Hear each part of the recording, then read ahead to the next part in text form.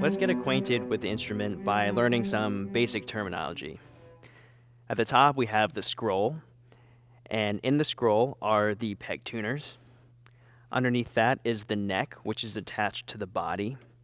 The neck is attached to the fingerboard, and on top of the fingerboard are the strings. There are four: A, D, G, and C.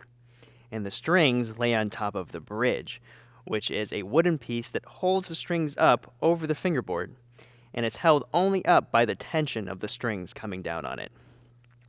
Underneath that are the F holes, and when the entire cello is vibrated by the strings, the sound is projected out of the cello through the F holes. Underneath that, we have the tail piece, which is connected to the fine tuners, and the fine tuners tune the cello very finely, while the peg tuners tune the cello in larger increments.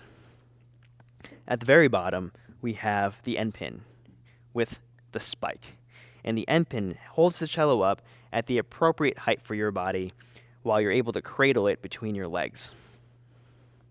Here, we have the bow.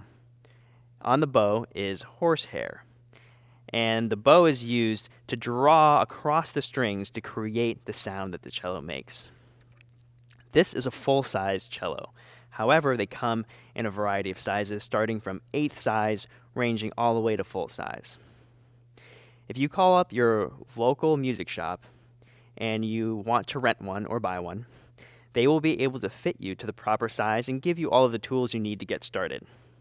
In my upcoming videos, I have a tuning video and other videos to help you set up your cello to get you really easily started and playing. I really look forward to seeing you there.